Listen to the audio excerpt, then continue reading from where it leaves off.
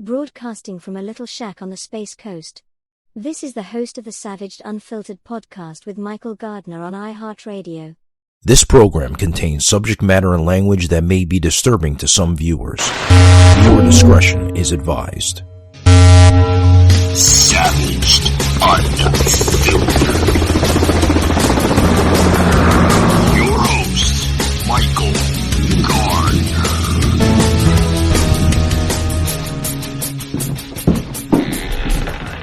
Joining us here on the show, I'm going to have a special guest here on the show.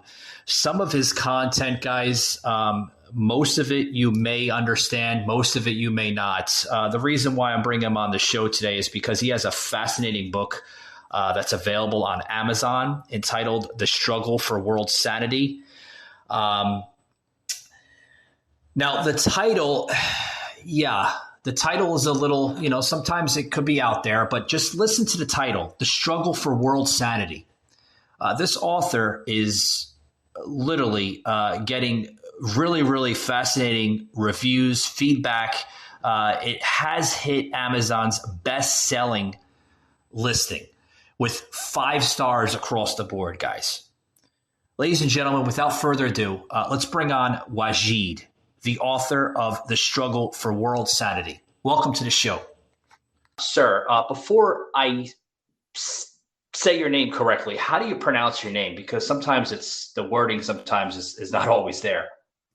Well, it's not your regular all-American name, Michael, so I'll introduce myself, Wajid Hassan. Okay, all righty. And I do apologize sometimes, when I see names that I can't pronounce correctly, I always like, the guest to say their name. So that way, I don't say it wrong and, I don't offend you. Absolutely. I'm not offended at all. Thank you.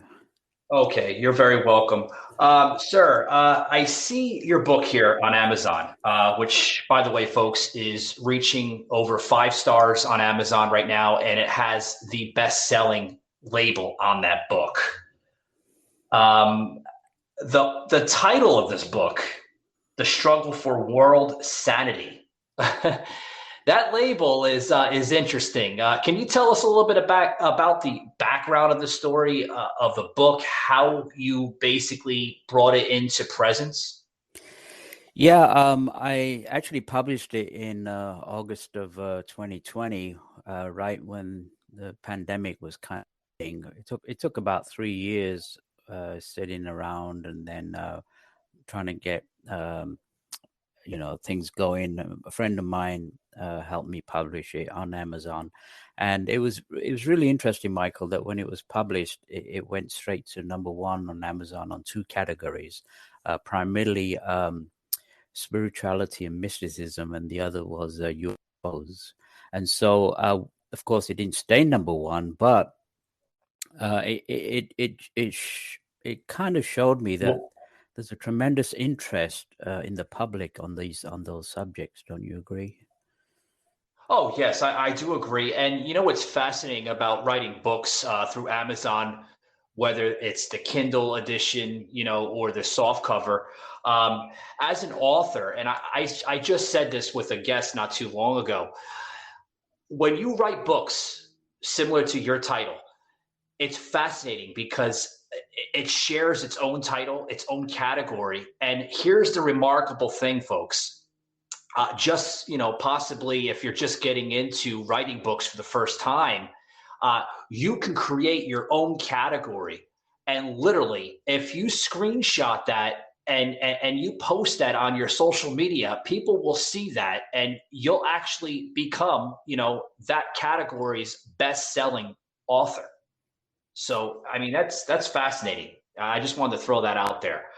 I didn't really, to be honest with you, I haven't read the book, but I see, it does have on the image, on the cover, the front cover of the book, it has, some type of spacecraft or UFO.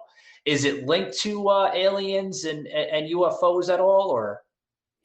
Yeah, actually, I was born in Pakistan. I was raised in England, and then I moved to America. I was in LA for over 32 years now. I'm based in North Carolina. But when I was 18, I had this premonition.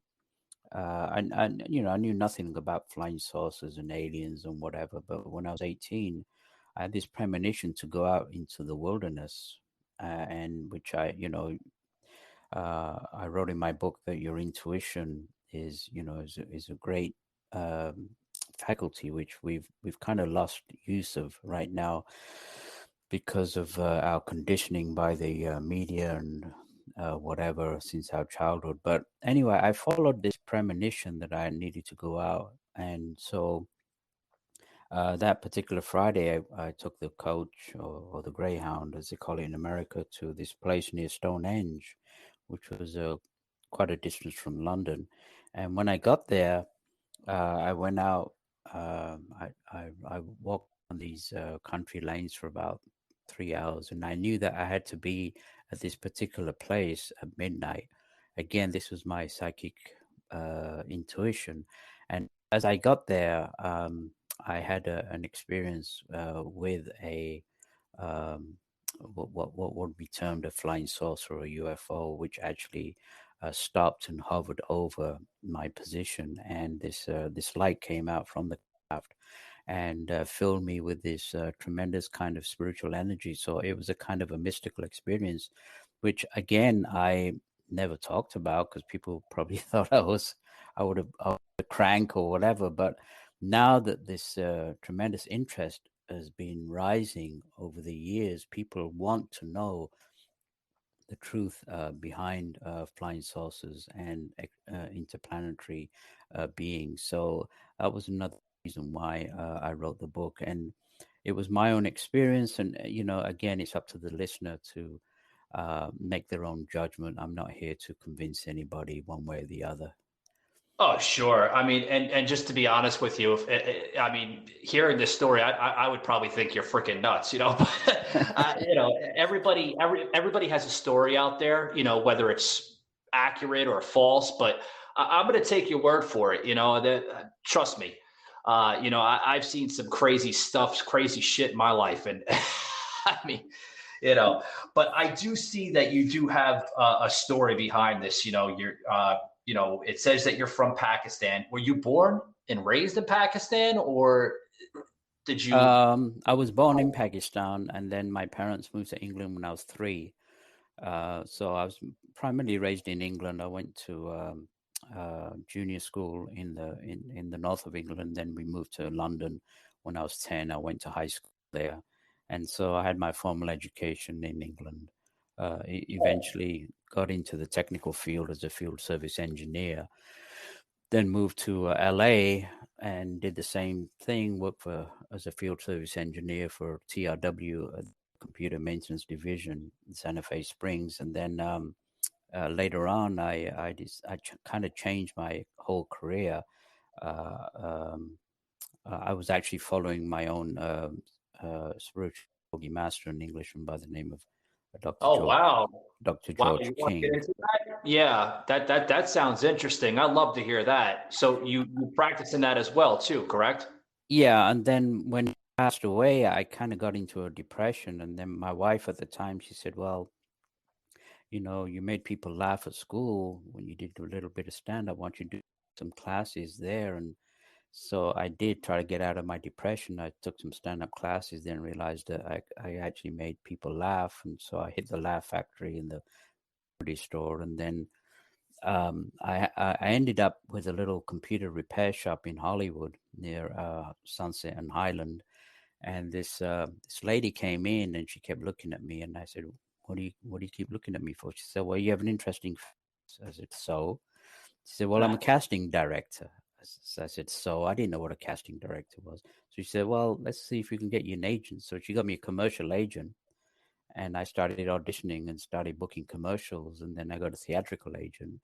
And then Oh, wow. I did that for as a character actor for over 20 years. Parts in national commercials and sitcoms and parts in movies. So it was a complete change from the technical background to the entertainment field.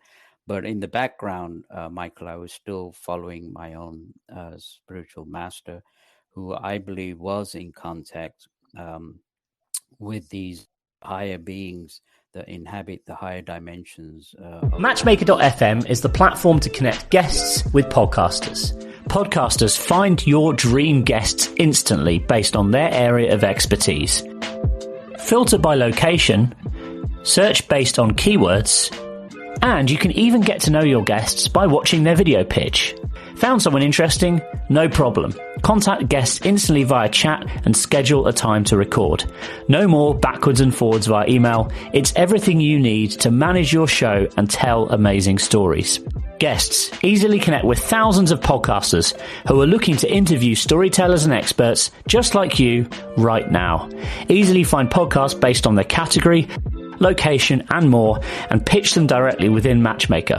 Book more appearances more quickly and share your wisdom with millions of listeners all over the world. The best part? It's completely free to get started. Just sign up, choose whether you want to create a profile for your podcast or as a guest, or you can do both. Fill out a few details about yourself and you'll be ready to start making those connections within minutes. In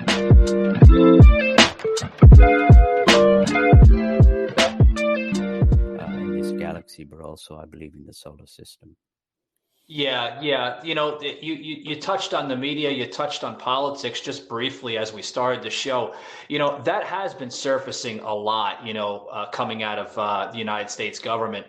To be honest with you, I believe it, but I don't. I mean, I'd like to believe that, we're not the only ones in this universe. There has to be other intelligent beings, right? I mean, well, it's the public is now aware that the governments of the world, including the United States government, know categorically that they deny it, but they know that these UFOs, they know that they're extraterrestrial. They know that they're scientifically advanced millions of years ahead of us.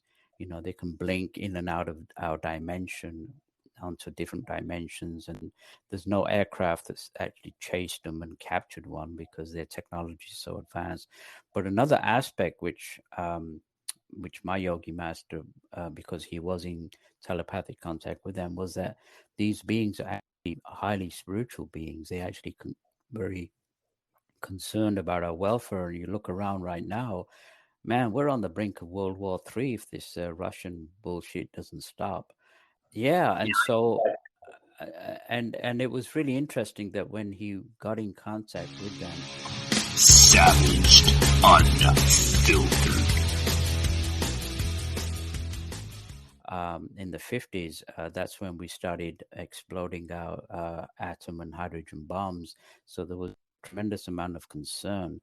And, if people do their research, scientists at that time, even now, they're absolutely amazed with United States exploded over 1,000 nuclear weapons, as did Russia, and they cannot believe that we're still alive.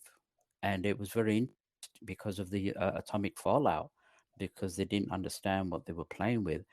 And it was very interesting that in the 50s, a lot of these UFO sightings started occurring very regularly in the skies. yeah. Thousands of people. So I personally believe that they absorbed a lot of that radiation and probably saved us. That's my belief. So you're right. So you're saying that this yogi master, he believes that they're highly spiritual, and they're very concerned for I'm assuming our society as human beings, if they can see that aspect. Now, do they recognize us as human beings, or we don't really have that conscience level of their understanding? Like, how is their understanding of us? Their understanding is very universal. See, we as a race have created these divisions of countries and races and religions. That's all our stupidity over the millions of years that we've been here. We've Sure. deliberately created this division, and that control us take advantage of that and create this hatred between races and religions. They don't look at us they don't look at us as Chinese or American or Indian or whatever. They look at us as a race of human beings, and they refer to us as the human race.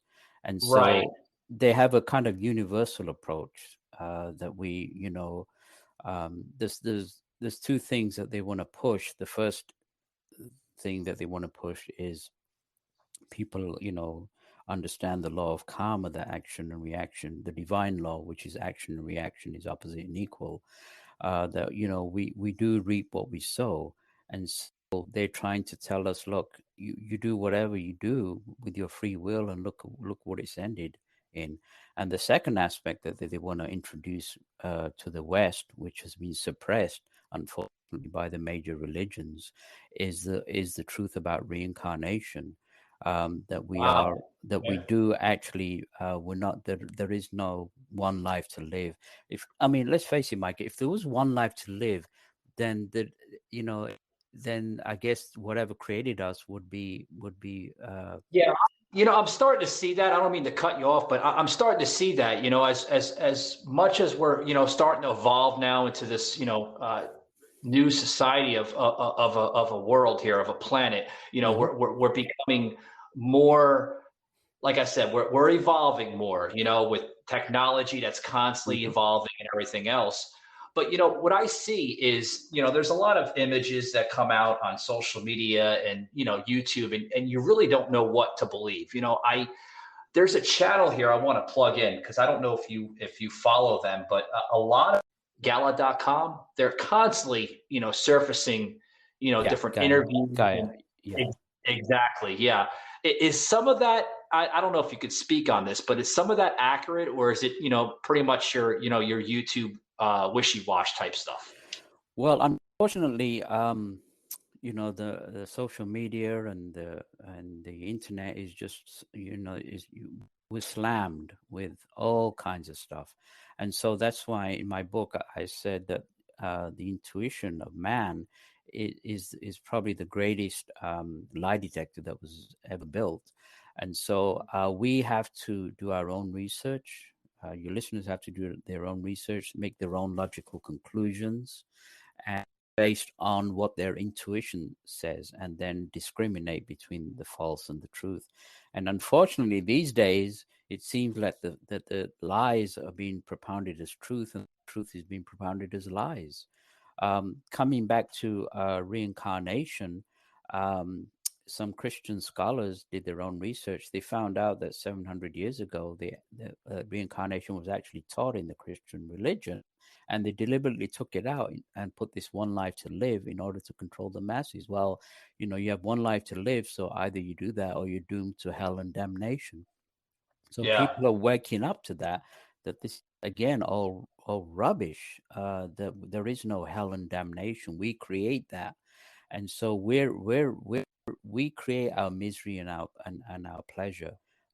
We create our sadness and our goodness. So the law of reincarnation needs to be reintroduced, to understand that we come on this planet as different races, different religions, even different sexes, in order to understand life, the experience of life with this planet, this beautiful planet that we inhabit, this living planet, the goddess Mother Earth. This is a classroom. This is not this is not a place. We weren't born here to suffer. The suffering is our own making.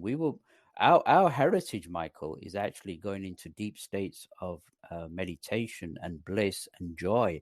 That is our heritage. And so all this other stuff, these wars and economic strife. The principles, the principles. And, your book, I have to say, if you haven't picked a best time to release this thing, I mean, especially what we're going through now, the label, the struggle for world sanity, because this planet, especially this country, is literally on life support, with just different types of events happening, governments creating their own tyrannical type of agendas, whether it's through COVID or different types of planned pandemics.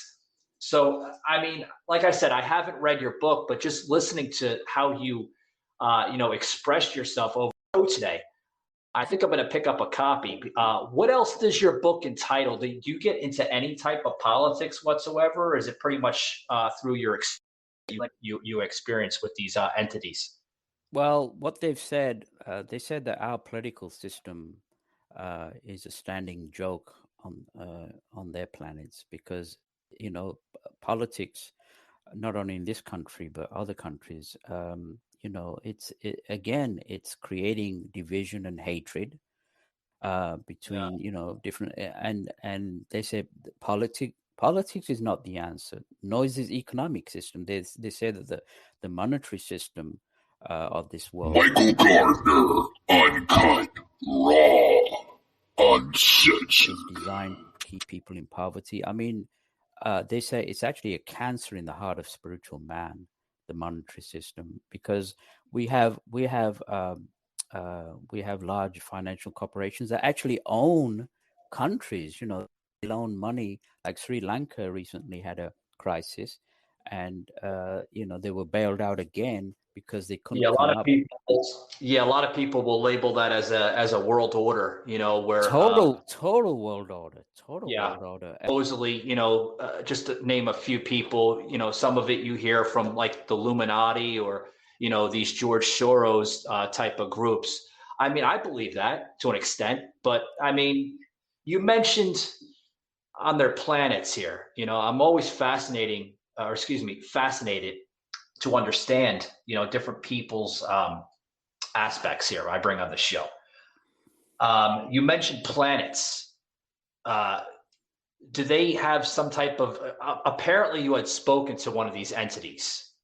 Personally, I didn't. I had an experience with one of the craft, and I had that experience out in the wilderness. I just got this feeling when these energies came through me, these spiritual energies, that they were very advanced, not only scientifically but also spiritually. But my yogi master was in telepathic contact with them. Okay. Did he go into any detail on what he's seen, or? Yeah, he wrote a book in the 60s called "You Are Responsible." Again, which was very timely considering at that time that we started this madness with the atomic race. But at that time he wrote of experiences that he went to the planet Mars and Venus and actually communicated with these beings, and at that time they laughed at him. Now listen to this, Michael. Like you said, we've evolved scientific, and now quantum physics is actually agreeing there are such things as different dimensions, different portals of universes. And so as a yogi master, he was able to project from his body into his astral body and project to these people on this planet are not even aware of the dimensions that we live in. He said there's 6 dimensions above us and 4 dimensions below us that we go to when we die. We stay there and we come and reincarnate. And unless you're psychic, you're not even aware that these dimensions exist. And it's the same with these other planets. They don't live on the physical realm. He said you can go to Mars tomorrow. You could land on Mars and you won't be aware of these entities on these different higher dimensions, even if you lived on Mars for 100 years. What's that, Michael? They're almost invincible, then, what you're pretty much saying, then, right? Well, they've raised their vibrations where they exist on higher vibrations, and they can come down to our physical level, but unless we're evolved to the point where we can project and go to these higher dimensions, we won't even be aware of them. So I'm sorry. There was a movie. I know it's Hollywood, folks. It's not always accurate, but there was a movie that dug into dimensions. If everybody remembers Interstellar, where they explain black holes and third and fourth dimensions, and they got into that very, very somewhat brief. But it's kind of tying into what you're saying here on the show. that, there are third, fourth, and fifth dimensions. I mean, I believe that. We see that, scientists are looking into that right now with black holes, Well, that you can travel from one side of the universe all the way to the other side of the universe. But well, this will blow your mind, but sometimes they say truth is greater than fiction. Coming from a technical background myself, I'm very wary unless I do my own research. But my yogi master actually boarded one of these particular craft. He wrote that experience in another book he wrote called The Nine Freedoms, again available on Amazon. Now, he said this craft that he boarded actually comes into orbit of Earth. It's referred to as satellite number 3. He said it's 1.5 miles long. This spacecraft, and again, it's invisible to the naked eye, but that doesn't mean that it's not there. And what he saw beings. He said that were like 7 feet tall, humanoid, handsome features. And they actually manned very sophisticated instrumentations. And when he asked what these computer systems were designed for, said that they actually have like, if you just look at terrestrial science today with a global positioning satellite, we can pinpoint anybody on the planet with who has a cell phone. And so if you enhance that 1 million years, technically, they have the ability now. They know the frequency of every single life stream on this planet: man, woman, child, plant, animal. And so they have a complete dossier of our frequencies. And why would they have that information? It's because how are they getting this information? Is it like pretty much like next level technology? Obviously it is. It's technology that we're not aware of. Yeah, they've assessed us for millions of years, and they've assessed that information. But the positive thing, which I want to tell your listeners, is that because they have that ability, we can actually contact this particular spacecraft telepathically. Again, this is going to blow your mind, but we can request energies, spiritual energies, the kind that I felt telepathically, and they'll send it to us individually, like one person or 1 million people, and we can send this out to the world and raise it. And that's the crux of the book, is that we have to go back to spiritual principles, not religious principles, because religion has done nothing but cause more mayhem. But these spiritual laws that were propounded by people like Jesus and Buddha and Krishna. I mean, what part of that shall not kill don't we understand? Yeah, I understood that concept. There was a lot of I've had some people on the show before where they basically had said that religion was created to control the masses, but also keep the sanity to a certain level. Because if religion wasn't created, people on this planet would go crazy to an extent. Well, the leaders of these religions, I believe, were highly evolved interplanetary beings that came from different higher dimensions. People like Jesus and Buddha and Krishna. People are now questioning even the Star of Bethlehem. How can a star hover over the stable? You know what I'm saying? To me, that looks more like a UFO sighting than a star. And it was interesting, when the Lord Buddha was born, the people recorded that 5 disc-shaped objects were seen above the sky. When he died, 5 disc-shaped objects appeared. So the leaders of these religions propounded truths which were universal. They weren't different. They created different religions over, because of different times and different cultures. But if you read the concepts of these religions, are all the same. But the leaders of these religions have turned them into dogma, and like you said, to control the masses. And now all that's going to break, because you can fool some of the people some of the time, but not all the time. And eventually, all these new the truths are coming out, that we have been suppressed, we have been controlled, and these higher beings are impressing us with inspirational energy. And that's the only solution, Michael, that I wrote in the book, is a spiritual solution, is to send out healing, send out light. and healing that Jesus used to raise the dead and cure the blind. I mean, these are universal energies, pranic energies that come from the sun. I hear the energies, the level of energy, where it ties it into a lot of our pyramids all over the world. And if you notice, all these pyramids all over the world, whether the Egyptian pyramids, the Mayan pyramids, there's pyramids even in the United States, not as large, but I mean they're somewhat big.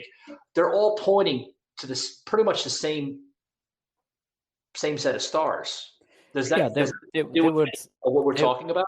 I believe they were designed by extraterrestrials as collecting pranic collection, radionic machines that collected spiritual energy. Absolutely. And so, see, the thing is, what people need to understand is at one time we were a very advanced individuals, not only scientifically, but spiritually as well. And we've regressed over the centuries. We were more advanced now. No, in the past, in the past, these higher beings have told us that we had two civilizations here. One was called Lemuria, and the other one was called Atlantis. And Lemuria, they said, was much more advanced scientifically and spiritually than we are today, and so was Atlantis. But listen to this: we actually destroyed these civilizations through atomic warfare. So this is not the first time that atomic energy has been used for murder on this planet. We've destroyed ourselves twice in the past. I also heard the Anunnaki, right? The Anunnaki. Were they tied to these beings as well too? They could be, like I say, I don't know everything, so I'm not gonna profess that I know. I don't mean to put you on the spot or nothing, but some of this, this knowledge that you're saying here on the show is just it's mind blowing, and it's fascinating to know it, because hey, if somebody knows something, hey, I'd love to understand it. Well, coming to Atlantis, some of the Hindu Vedic teachings, which go back 20,000 years, teachings like the Mahabharata and the Ramayana, they talk about vimanas or flying machines. They talk about energy beams that would destroy whole armies. Atlantis, and then the Bible talks about the Great Flood. That's when the Earth flipped axis and Atlantis fell under the Atlantic Ocean, as did Lemuria. So they're warning us that if we don't behave and if we don't get our act together, we could end up with another atomic war. So again, the crux of the message in my book and of these higher beings and my own yogi master is that we need to start loving each other. We need to stop this madness. Yeah, like in your own aspects and opinions, if you can, like, why do you think it's driven us to this type of, like you mentioned, madness? I know it's politics, but go ahead, sir.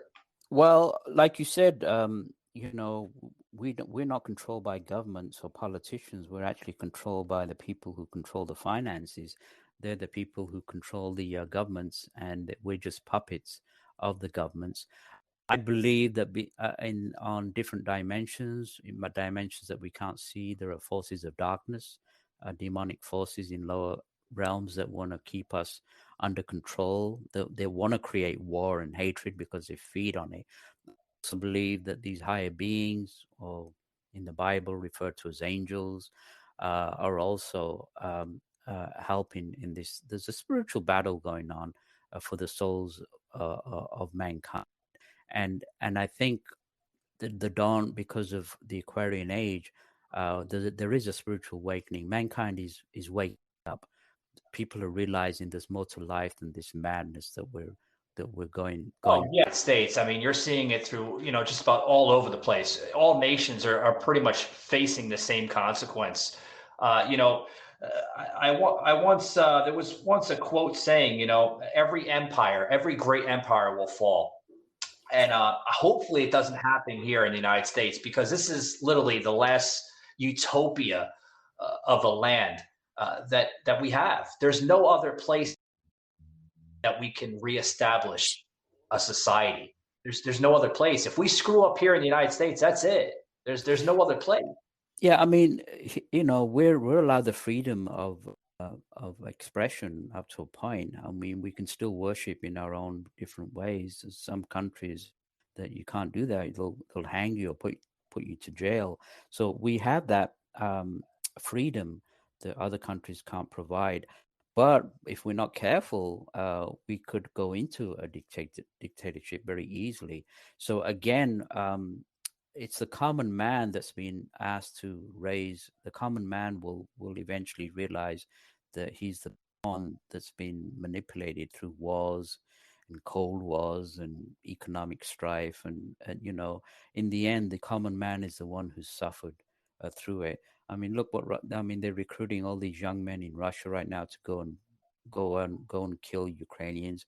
I mean, even the young men. I had that on my show yesterday with one of my panelists where now the Kremlin, the Russian government, is literally almost like just about begging, not begging, but going into almost threat, like they're going into draft papers, like the same shit that you've seen in the 50s and 60s here in the United States, where they would actually force people papers to go into the military.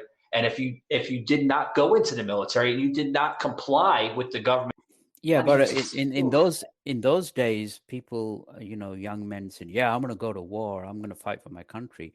The young men in Russia are not doing that because of this awakening. Now they say, "No, I'm not going to go kill another man for you." This goes against the law of the divine. We are not supposed to be killing each other. And that's why reincarnation, if they understood reincarnation, these beings said the greatest sin, there's only one sin on this planet, only one, and that's ignorance.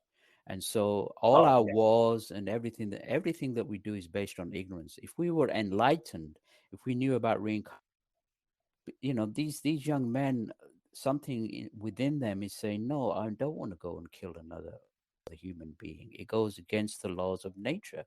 And so if people understood, if reincarnation and the law of karma was taught to the children at a very early age, they would think twice about going into war, knowing that the people they're fighting could have been their father or their mother or their sister or their brother in the last life. And these are truths, again, that need to be reintroduced in order that people start thinking for themselves. So here's one question here. Somebody brought this up to me a long time ago, and I just been trying to find a show to ask this question. And thank you for coming on the show, by the way. And you kind of fit this question I'm about to ask. You bring up a question that reincarnation is to teach us that what we had in our past life wasn't probably the best, but we have to learn in this new life what we weren't learning in the past life. Is that kind of what the purpose of reincarnation is, to teach us what we were doing wrong in the past life? Yeah. I mean, the law of karma, we are action, reaction being opposite and equal. Does, experience is not a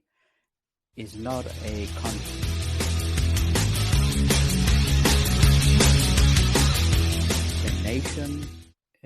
It's not a punishment. It teaches us, and sometimes pain is the cornerstone of of spiritual growth. And my yogi master said, if you were a rich man in this life and you stayed selfish and to the poor or didn't help with your riches, it's 100% guaranteed that in the next life you'll be born in poverty. Again, not to punish you, but to teach you. And the cosmic being said, look, if you murder somebody in this life, again, the laws of man, you can get a nice attorney and get away with murder on this planet, but it doesn't escape you from the law of karma. You will, if you murder somebody, you will be murdered either in this life or the next life, the same way that you murdered somebody. Again, not to punish you, but to teach you. And so it answers the questions why some people are born poor, why a baby has cancer when it's 2 years old, or why somebody's talented on the piano at 3. These things they don't learn from this life. This is stuff that they bought from their last life. And So it almost states that you're saying that life is constantly recycled over and over and over, and you're living the same life that you were in the previous life. Then, if I'm getting that correct. Yeah, exactly. There's no such thing as an innocent child. We come Yeah. with baggage. The compassion with the law of reincarnation is that we don't remember our past lives, because some of us could have done some pretty awful things, and I'm glad that we don't remember these past lives. But we do come with limitation. We come with experiences we have to overcome. And again, some people are born deformed, some people are born blind, and then others are born with high IQs, low IQs. The law of karma is 100% and absolutely just. And so everybody in this world, the experiences that we're going through is what we ourselves have created, and it's something that we have to overcome. About to say, like, how does this, like, how does each life, right, or each persona or character of a person, how is that determined? Is that determined by us, or obviously through the higher gods? Well, when we die, we have a lower self, but we also have our higher self, and our higher power or higher self judges us, and then based on that, actually picks our parents. So it's not by chance that we pick the parents and the exact time that we're supposed to reincarnate in order to learn these experiences, which we either did good things or bad things. And then it just goes on and on. And why does it go on and on? We continue to be born with different experiences. Again, my master said there's only one reason we're on this planet, not two, and that's to raise our consciousness to higher dimensions, higher states of meditation. Is controlled by power hungry people. This is not the way mankind is supposed to be living. We're supposed to be living in beautiful. Well, again, the reason for writing the book was to let people know that there is light at the end of the tunnel, that in the coming centuries, there is going to be a new age that's going to dawn on this planet. And so if we raise our vibrations, we'll be able to stay on this new planet, this new age, which has already started. And, climate change is another aspect of it. It's not just carbon emissions, there's more towards it. I don't have time for that, but there is a new age that has been guaranteed, where there was going to be no wars, no economic system, no races, just one open land and sea. And that's what we've been promised, and that's what's going to dawn.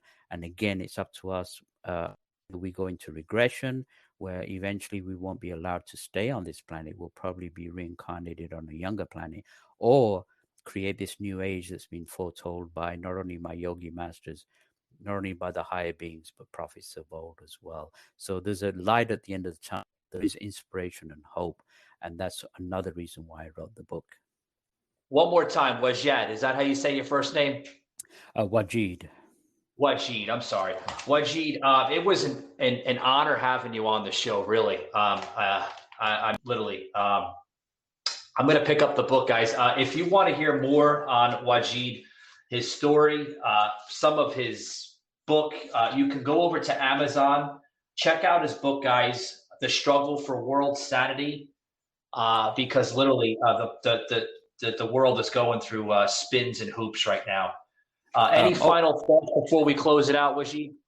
Yeah, also people can go to my website, wajidauthor.com, WAJIDAUTHOR, wajidauthor.com, and there's clips of my organization, my yogi master, and stuff like that.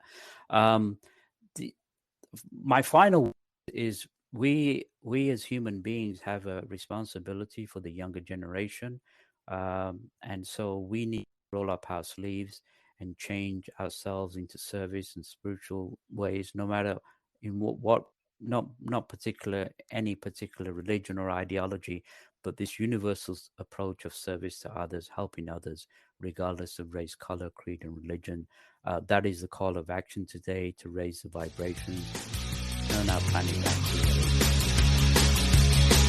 And I hope we get to that point, because the madness needs to stop. It really does. Wajid, thank you very much for your time. Thank you for reaching out to the show, and I wish you the best of luck in your future endeavors.